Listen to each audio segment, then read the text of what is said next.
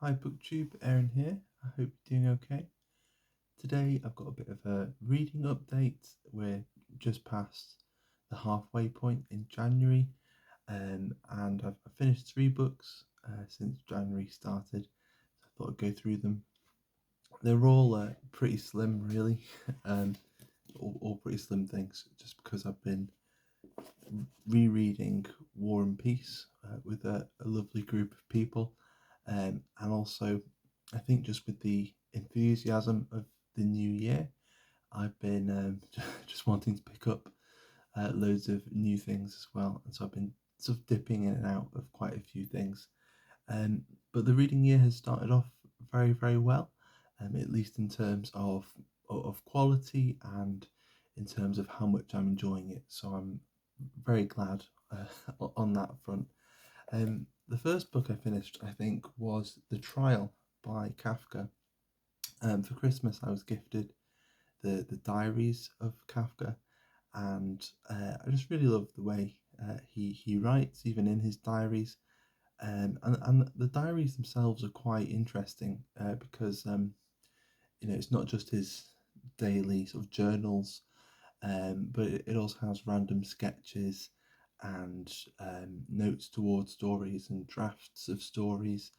Um, and sometimes you're not sure whether it's a journal entry or if it's a story.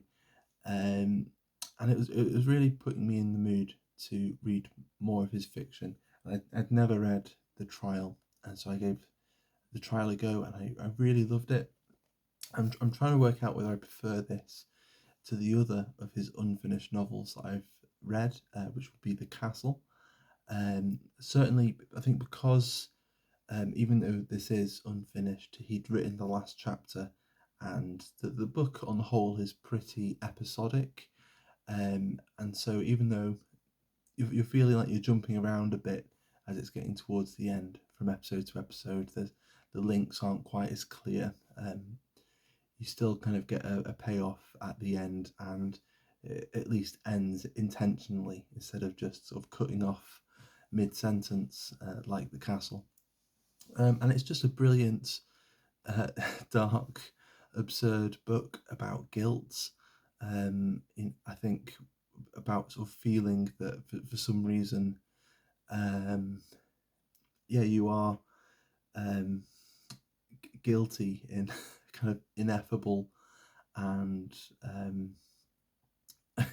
kind of guilty in a very unjust way, I suppose. I don't know, but it's yeah, as I'm sure you'll know, it's about Joseph K, who wakes up to be told one day that he's guilty, that he's under arrest, but no one says what he's under arrest for.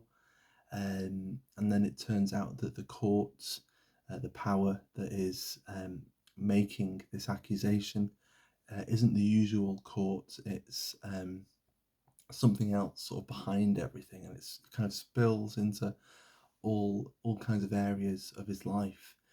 Um, and all he's trying to do is find out what's going on, and he thinks there's been some kind of mistake, and it's his desperate and kind of doomed attempt to prove his innocence to whoever it is that's accusing him.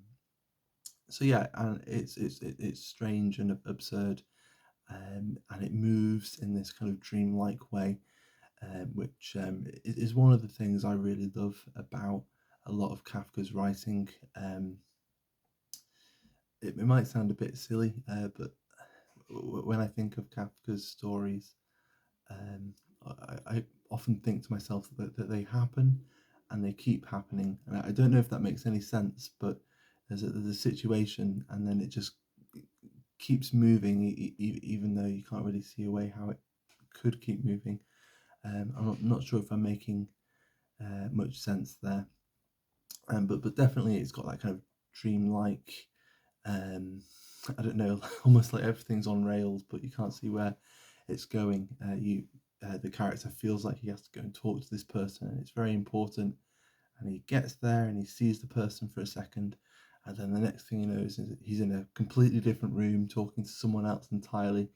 And yet it feels um, maybe just as important, or maybe you're feeling the frustration of trying to get back but can't, and it's that sort of nightmarish quality that's not, it's not out and out horrific. It's just that frustration and that dread, and that's what he does really, really well. My favourite bit in the book is it's a chapter called "The Cathedral," and it's just one of the many sort of episodes in the book. And he's going there. He's been told he has to meet someone, and he turns up, and this person isn't there. And so he's just sort of hanging around, waiting to see if they turn up. And it's gloomy and it's dark, and it's such an atmospheric chapter. And then suddenly I think there's this priest in a lectern, and he says his name. He says Joseph K, and sort of, I don't know, sort of stands him to arrest, and he's kind of up there, and he has all this authority, and it feels very austere and kind of creepy. And they go on to have this conversation, and he kind of the priest tells him this kind of parable, and then Joseph K is kind of talking about his situation, and they're kind of going through what he can do and what he can't do, I think, but also I think the priest is sort of trying to fill him in on the way things really work. And I wrote down a couple of just random quotes from that conversation. So one thing that I think the priest says, if it's not the priest, it might be someone else that he talks to. No, it is something the priest says. He says, "You must not pay too much attention to opinions. The written word is unalterable, and opinions are often only an expression of despair." And then slightly later on, the priest says, "One does not have to believe that everything is true. One only has to believe it is necessary." Depressing thought, Kay said. It makes the lie fundamental to world order. And that's the kind of absurdity of the book.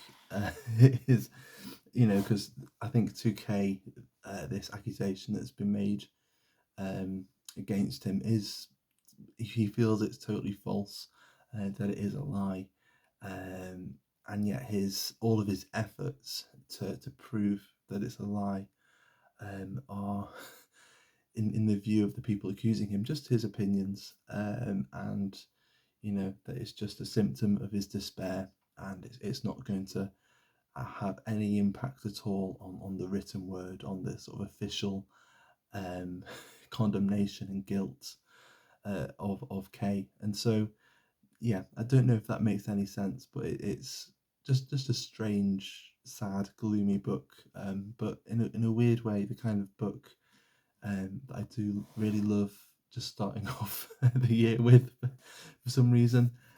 So yeah, I would recommend it if you like rather dreary books, and certainly there are some just great strange situations that they're just really entertaining and odd. And then the next two books are both poetry collections. So I read The Half Finished Heaven, the selected poems of Thomas Transtromer. And I don't know how much to really say about this, other than I enjoyed it. He's a poet that, I'd say intriguing is the word. I think I said the last time I talked about this book that he has a habit of saying things and just sort of talking about things that are very ordinary and everyday, but then he will just say something in a way that I don't know, it just puts everything in a different light. I've just turned to a random poem called Morning Bird Songs, and it starts with, "I wake up my car, pollen covers the windshield. I put my dark glasses on. The bird songs all turn dark. So yeah, it's very normal, and yet he makes these little sort of twists and turns that you don't really expect, and yeah, just keep it interesting. And every now and then, I might be reading a few of his poems that aren't quite connecting with me, and then there'll just be one that's really arresting, and it might just be one line that I find really arresting. So he's a poet that I want to go back to after a little while and investigate again. And then the other poetry collection was Alphabet by Inga Christiansen. And again, I don't have too much to say about it, mainly because I feel like I haven't completely digested it. I think it's one that I'll have to come back to quite a few times, but I really, really enjoyed it. There's a kind of spell-like incantatory, yeah, incantatory power to the poetry that it just keeps you going and keeps you reading, and it all is kind of hinged on the word exist.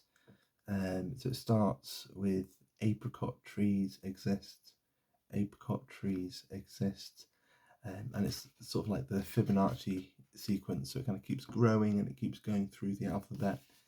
And next up we have bracken exists, and blackberries, blackberries. Bromine exists, and hydrogen. And then cicadas exist, chicory, chromium, citrus trees. Cicadas exist, cicadas, cedars, cypress, the cerebellum.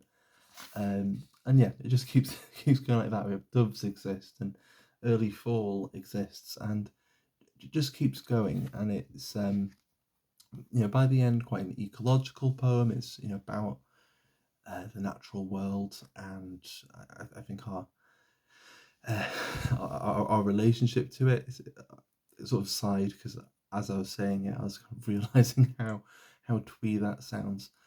But it's going through what is here, both uh, positively and negatively, um, because it's also dwelling on things that exist that are harmful and are harmful to other things, and it may mean that some of these things won't be around for much longer. And so it's a very somber, very sober meditation, I suppose, on the world and on existing. Um, so I that's at least what I sort of gleaned from it the first time through. But really, as an experience, just as I'm reading it, and it feels like the language is just kind of sort of swirling around you. And I just felt like sort of the luckiest person just to be sat down reading it. So as an experience, it was wonderful. And in terms of what Christian is trying to say, um, I think I'll be coming back to it a few times, so I'll work that out eventually. And that's it. That's all I've finished so far. I think, as I said, I've been working my way through War and Peace and a few other things. I've been reading a kind of biography about John Keats, and still in Purgatory with Dante. And I've also started the Classical World by Robin Lane Fox, which has been interesting as well. So that's pretty much where I'm up to at the moment. I hope your year has got off to a good start, and that you're enjoying what you're reading, and life is treating you well generally as well. But for now, I'll leave it there. So thank you very much for watching, and I'll see you soon. Bye bye.